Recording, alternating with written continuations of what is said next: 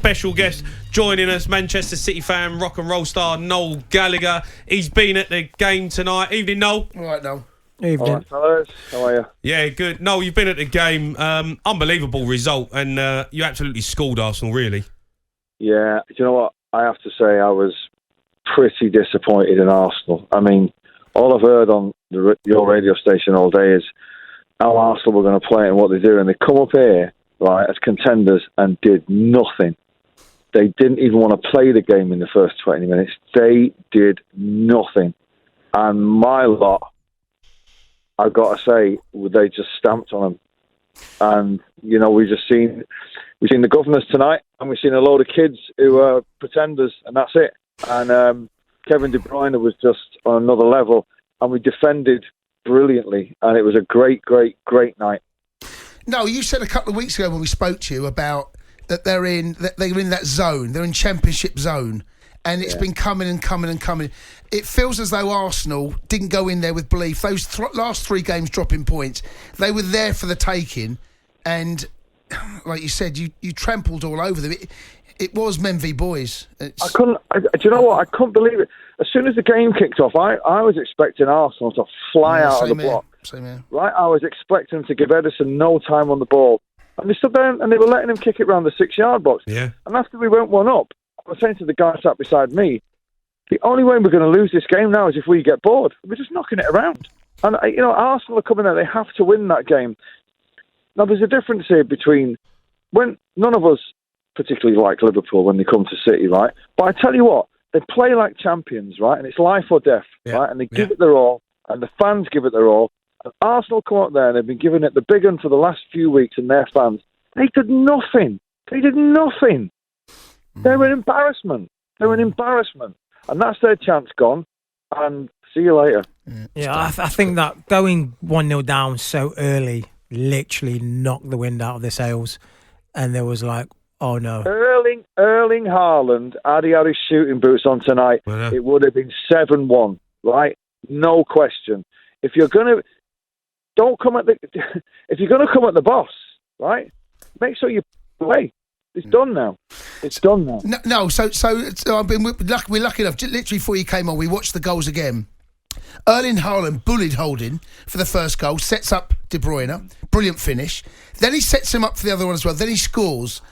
And, you know, I know how good he is, but if without him in that side, how different could City be? Because I know he's had his injury problems throughout the years, but he's a robot. He's unbelievable. He's ridiculous.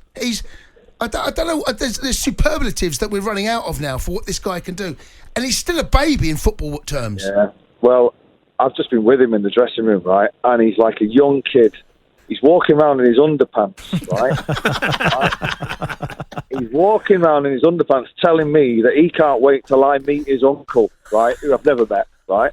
And he's gutted that he hasn't scored a hat-trick. He's kind of, honestly, he's like a big, mad child, right? He is incredible footballer. But you know what? You look at when he came, Guardiola said there's bits to his game that he can improve on. We've seen that tonight. He's now assisting. The touch for the first goal. He brought the ball down, put Kevin De Bruyne's goals were a joke, right? He's passed them in. He's passed them into the net through players' legs. And you know, if Arsenal fans were in any doubt about how big the gap is, that's how big the gap is. No, obviously you said you've been in the changing room around the boys. What is the spirit like amongst the boys? You know, obviously the treble's on the cards. What's the spirit now? What's it like being in there? It wasn't party. It was kind of, I have to say, they look completely focused. They know what's in front of them, right? They know what's in front of them.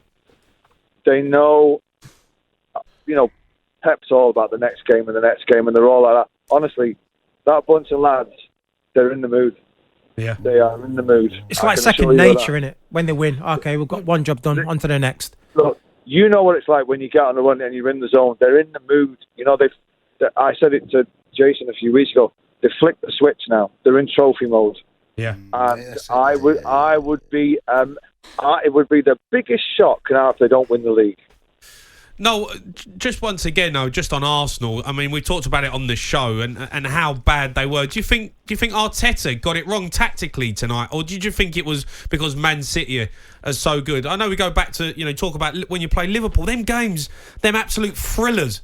Them two monsters going at it, going toe to toe, end to end, slugging it out. Yeah, I just can't believe what I was watching. Well, look, me neither, right? I'm sat with a load of Americans, right? We're in one of the City box, sat with a load of Americans, and it's their first game at the time saying, "Oh, you're gonna witness something that's incredible here tonight."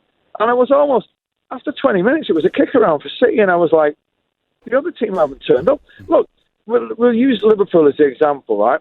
When Liverpool come to us, it's life or death. Liverpool get the ball on the halfway line, you think they're going to score. The manager has got them riled up. Arsenal trotted out and did nothing. Yeah. For 25 minutes. They didn't even put pressure on the ball. And I was like, mate, this is not what we came all the way up here for. Come on, man. So no, it looks like the title's done, right? You're playing Man United in the FA Cup final, right? You're favourites for that. No, I can't have you lot win the treble. Honestly, you and Jackie will be doing my head in if you win. I can't have that. That'll be no. Jackie Knuckles. We can't have that. No, doesn't know who Jackie Knuckles is. He knows who Jackie is. I've heard. He knows who Jackie is. Don't worry about that, right? He knows who Jackie is, right? No. I cannot have a summer with Jackie phoning up and you messing me saying, "Yeah, treble winners." If we win the treble, I will pay for you to go on holiday. What, with Jackie? So win the league, win the FA Cup, but just stay away from the Champions League. Me and Jackie in Ibiza. I'll pay for an all expenses doing Skegness for you.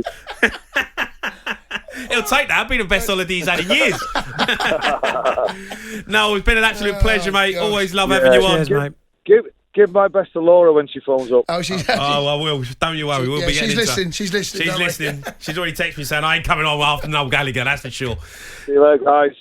No, take care. Cheers, Noel. What a legend he is. Thanks for always appreciate him coming on. Well done, Cundy, for sorting that out. The Sports Bar with Jamie O'Hara and Jason Cundy.